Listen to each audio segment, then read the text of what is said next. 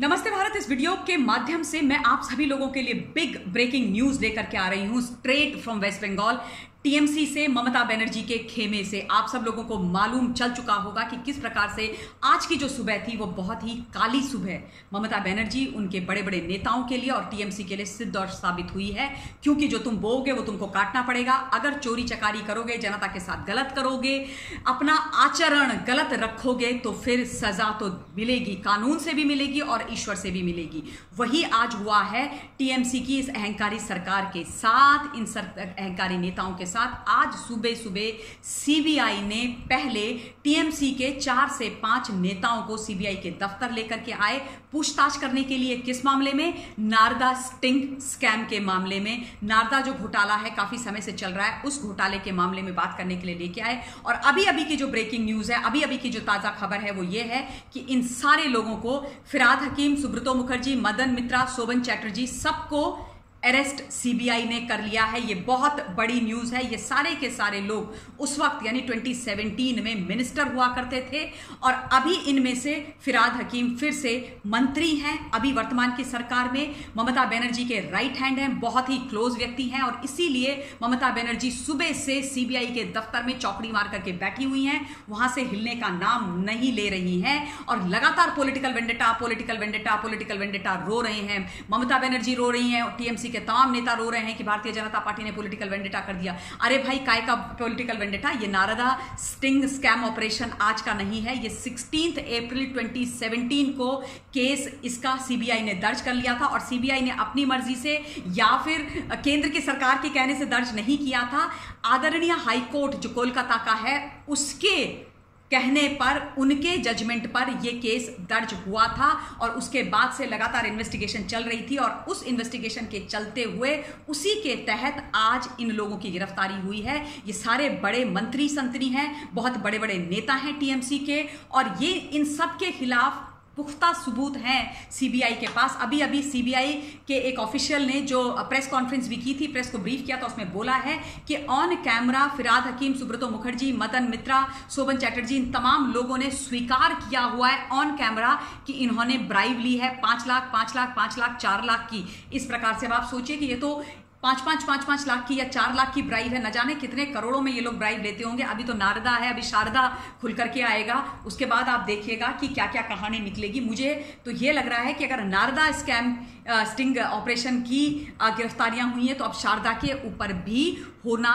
चाहिए। और जो स्वरूप आज देखने को मिला है टीएमसी के गुंडों का, एक बार फिर से उन्होंने अपना असली रूप दिखा दिया है। जब से इन डेंटेड जो मिनिस्टर्स हैं और ये जो सीनियर लीडर्स हैं टीएमसी के, इनको सीबीआई ने पूछताछ के लिए ही बुलाया था, उसके बाद से टीएमसी के सो कॉल्ड जो ये गूंस हैं, जो अपने आप को कार्यकर्ता बुलाते हैं, इन्होंने सीबीआई का पूरा ऑफिस घेर दिया, बहुत बुरी तरीके से घेरा और उसके बाद भयंकर मात्रा में पथराव किया फोर्सेस के ऊपर। क्योंकि फोर्सेस को तो ये कुछ समझते ही नहीं है ना, फोर्सेस तो इनके पैर की जूती है, उनको तो मारना इनका हक है। तो लगातार पत्थरबाजी की गई है, उनके ऊपर पत्थर फेंके गए हैं, बॉटल्स फेंकी गई हैं। ये देखिए, ये इस प्रकार की पिक्चर्स हैं, ये सीबीआई ऑफिस के बाहर की हैं कैलकाटा की, जहां पर अंदर जो सुप्रीमो हैं ममता बनर्जी, जो टीएमसी की सुप्रीमो हैं और वहां की मुख्यमंत्री हैं, वो अंदर बैठी हुई हैं और इस प्रकार से मुठभेड़ करने की पूरी कोशिश की जा रही है फोर्सेस के साथ। और लगातार बोला जा रहा है कि we will take it up to the supreme court, हम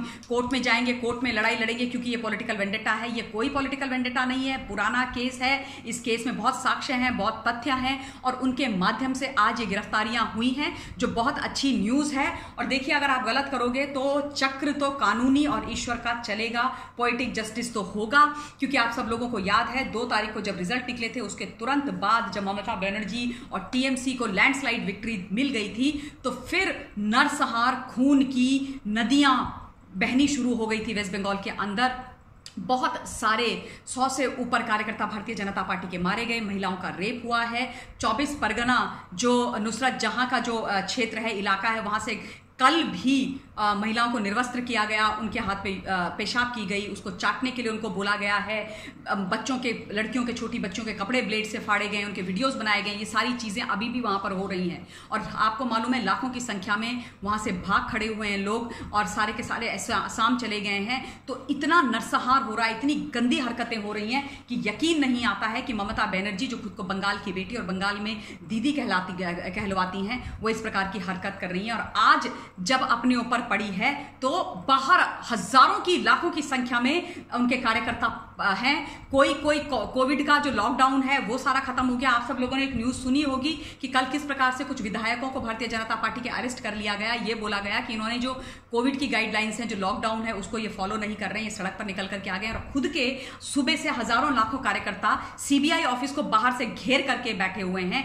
पत्थरबाजी कर रहे हैं, तमाशा कर रहे हैं। तब ना तो इनका नियम कायदा कानून टूटता है, ना कोविड का जो पैंडेमिक एक्ट है उसके बारे में कुछ होता है, ना जो इन्होंने लॉकडाउन इंपोज किया उसके बारे में कुछ होता है। मुख्यमंत्री अंदर बैठी हुई हैं, बाहर उनके लोग तमाशा कर रहे हैं, लेकिन कोई अरेस्ट, किसी को कुछ आप नहीं कर सकते हो। मतलब यह है कि ममता बनर्जी की जो टीम है, टीएमसी है, वो कुछ भी अराजकता करे, गुंडागर्दी करे, मार कुटाई करे, रेप करे, उनके लिए 100 खून सब कुछ माफ है।